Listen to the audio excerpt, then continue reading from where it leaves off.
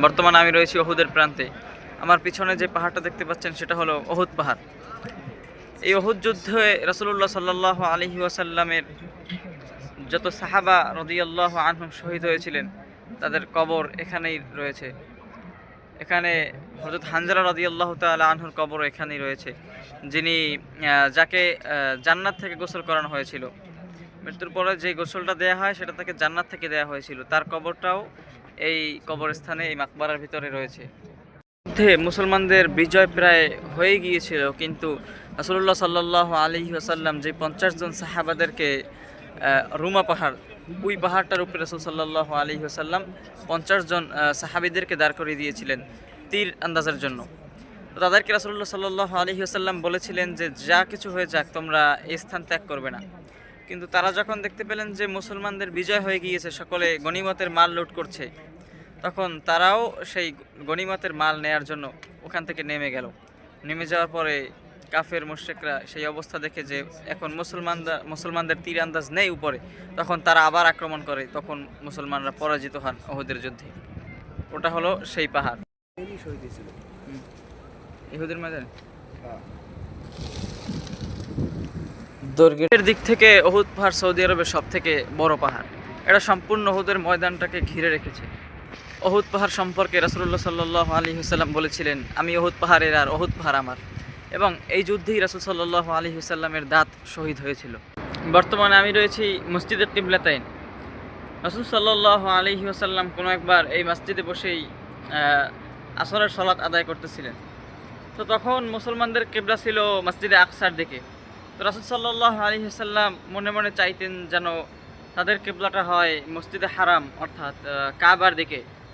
তখন আল্লাহ পাক রব্বুল আলামিন রাসূলুল্লাহ সাল্লাল্লাহু আলাইহি ওয়াসাল্লামের দিলের ইচ্ছা পূরণ করে অতঃপর সালাতের ভিতরেই রাসূল সাল্লাল্লাহু আলাইহি ওয়াসাল্লামের উপরে আল্লাহ পাক ওহী নাজিল করেন যে আপনার কিবলা মসজিদে হারাম। তো রাসূল সাল্লাল্লাহু আলাইহি ওয়াসাল্লাম নামাজের ভিতরেই মসজিদে হারামের দিকে ঘুরে গিয়েছিলেন। তো একই নামাজে দুটি কিবলা হয়েছে, এই জন্য এই মসজিদের নামকরণ করা হয়েছে মসজিদে কিবলাতাইন, অর্থাৎ দুই কিবলার মসজিদ।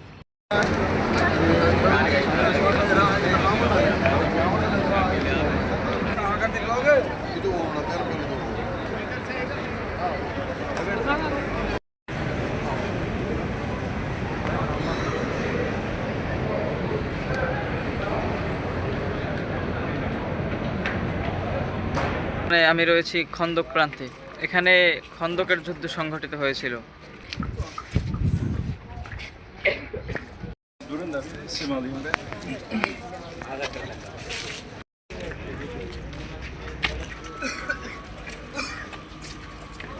খন্দক প্রান্তে 7টি মসজিদ রয়েছে 7 জন সাহাবার নামে।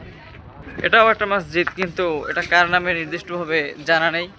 হযরত ফাতেমা রাদিয়াল্লাহু তাআলা আনহা, আবু বকর রাদিয়াল্লাহু আনহু, ওমর রাদিয়াল্লাহু তাআলা আনহু, এরকমের কিছু সংখ্যক এরকমের 7 জন সাহাবার নামে এখানে 7টি মসজিদ রয়েছে।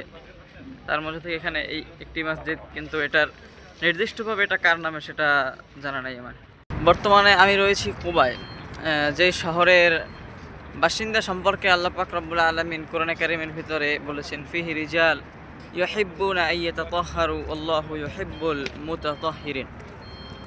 অর্থাৎ কুবা শহরে কিছু লোক রয়েছে যারা পবিত্রতা অর্জন করতে পছন্দ করেন, আর আল্লাহ পাক রব্বুল আলামিন পছন্দ করেন যারা পবিত্রতা অর্জন করেন। অর্থাৎ আল্লাহ তাআলা এখানে বুঝিয়েছেন কুবার কিছু মানুষদেরকে আল্লাহ পাক পছন্দ করেন, কারণ তারা পবিত্রতা অর্জন করতে পছন্দ করেন। তো কুবা শহরে একটি মসজিদ রয়েছে, মসজিদে কুবা, যেই মসজিদের অনেক ফজিলত। অর্থাৎ সেই মসজিদে 2 রাকাত নামাজ আদায় করলে একটি উমরা আদায়ের সওয়াব পাওয়া যায়। সুবহানাল্লাহ। বর্তমানে আমি সেই মসজিদে রয়েছি।